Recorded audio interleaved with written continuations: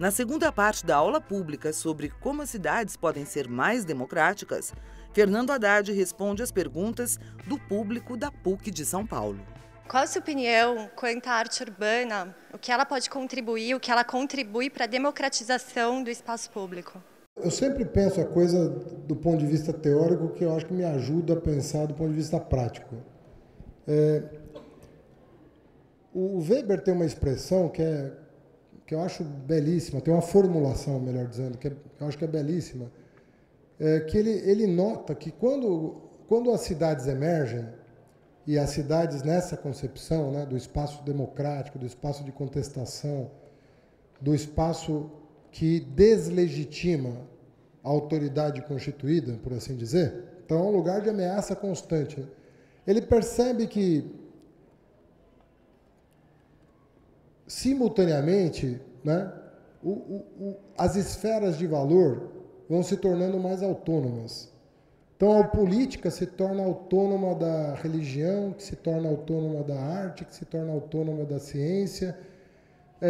Você presta contas para os seus pares. Você passa a prestar contas interna corporis. Então, aqui nós estamos na universidade. Quando você vai defender uma tese, você constitui uma banca com seus pares. Às vezes, no nível mais alto que o teu, mas seus pares. Eles que vão julgar o mérito do teu trabalho. Cientistas julgam cientistas. Artistas e críticos julgam a arte, assim por diante. Então, não tem como pensar uma cidade sem pensar o plano das artes, né? Então, primeiro ponto, uma cidade como São Paulo precisa ter o Teatro Municipal com uma super programação, precisa ter o Funk SP para organizar lá na periferia uma coisa que funcione melhor do que os bailes funks que são realizados, né, à torta e direito. A gente precisa organizar isso tudo, dar apoio, né? São Paulo exportava foliões no carnaval, hoje tem seu próprio carnaval, e assim por diante. A arte não pode ser uma coisa restrita a quem, né, atravessa uma porta, né, de um museu, de um teatro, de um cinema, e assim por diante. Então, você tem que agir no campo da arte em várias frentes, né? Por exemplo, nós descobrimos que 30% das pessoas pobres da cidade nunca tinham ido ao cinema. Nunca. 30% das pessoas pobres de São Paulo é muita gente. Adultos. Não estou falando de criança, nem de jovem, estou falando de adulto. O que nós fizemos? Fizemos 20 salas de cinema nos céus com programação da SPCine. É indoor. É dentro dos céus, no auditório dos céus. É uma frente de trabalho, né? É você expandir os equipamentos da cidade e ter, efetivamente, uma programação que cubra todo o território. Você não tem que sair do teu bairro para assistir um cinema. Muito menos pagar, se você não tiver renda. Porque um cinema de shopping, quanto é que custa? Tem um shopping Aricanduva, mas quanto custa o ingresso? A pessoa está perto ali e não consegue pagar. Agora, a arte outdoor numa cidade, ela tem ganhado cada vez mais espaço. Eu conheço grupos musicais que vivem dos shows aos domingos na Paulista hoje. Molecada que teria dificuldade de... consegue vender CD, né? Onde que se vende CD hoje? Em loja não é. Você vende CD apresentando o teu trabalho na rua. Todos eles têm lá uma caixinha de CDs e custa R$1 para eles fazerem um CD, eles vendem a 20. E por que a pessoa paga 20 numa coisa que custa 1? Porque ela está prestigiando o show ao vivo. Ela está prestigiando a disposição da pessoa em transformar a cidade. Por isso que ela paga. Né? Se fosse pelo CD, ela baixaria do YouTube, sei lá do quê. Ela não faz isso, ela paga os R$20. Então, é um prestígio que ela está conferindo àquele grupo, no sentido do que aquele grupo está representando para a cidade em que ela está.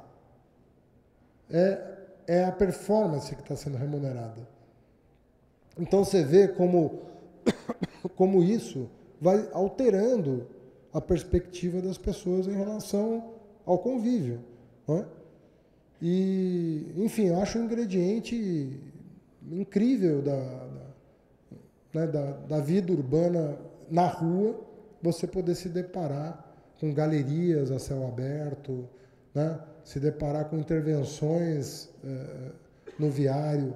A gente fez uma programação de levar os corpos estáveis do Teatro Municipal, né? Corpo de dança, coral, levando para os terminais de ônibus. Fizeram lá, do nada, uma performance, um balé, uma coisa assim. Pô, aquilo encanta as pessoas. Então, eu acho que a gente tem que apostar muito nisso. Sabe uma coisa assim, é muito preocupante os cortes que estão tendo na cultura, no orçamento da cultura na cidade de São Paulo. Porque era uma coisa que estava vindo bem, ano após ano a gente estava incrementando os programas culturais da cidade. Aí teve um enxugamento muito severo. A minha questão é, mais um comentário do senhor, não uma pergunta, é sobre o investimento na mobilidade, porque São Paulo já foi construído, até mesmo no governo de Prestes Maia, que foi completamente construído sobre vias, rodovias, e não muito na mobilidade conjunta, e sim na particular. E até mesmo pessoas que deixam de fazer algum curso por causa da distância e até a baixa produtividade da cidade, com o tempo que as pessoas gastam nisso, e a desistência de estudante, até de trabalhos que as pessoas deixam de fazer, por causa das distâncias e os preços que estão gastando nas conduções. Por exemplo, e no metrô que a gente paga um valor muito alto e o conforto é muito ruim.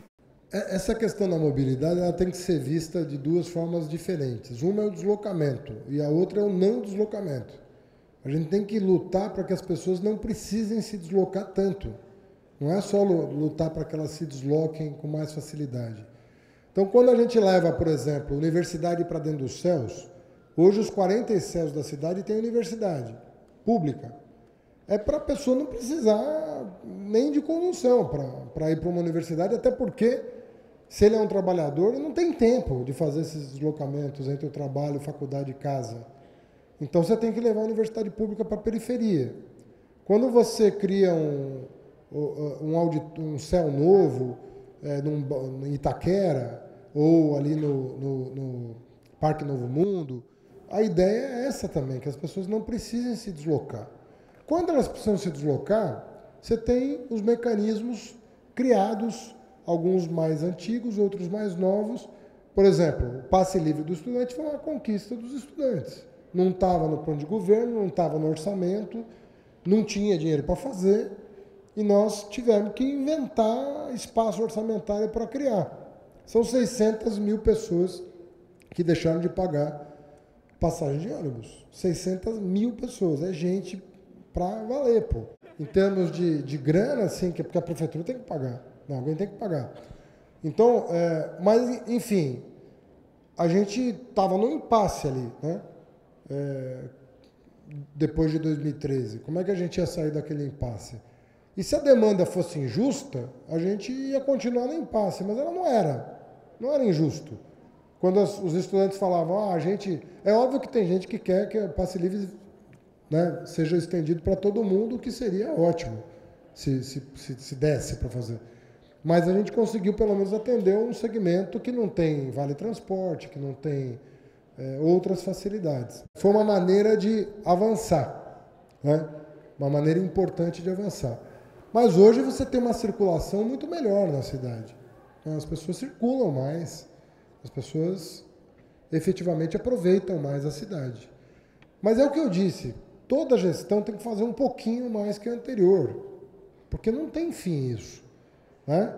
Toda gestão tem que botar um tijolinho a mais nessa história, para as coisas irem se aprimorando, né?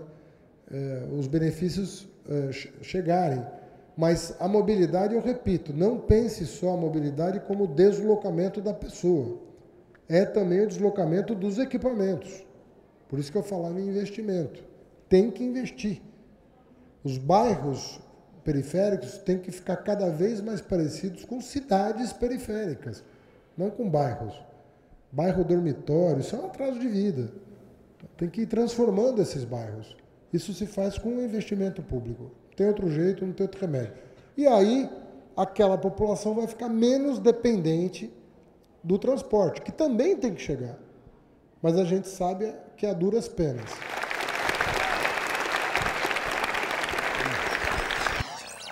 Eu acho que oportunidades como essa são extremamente raras e imperdíveis.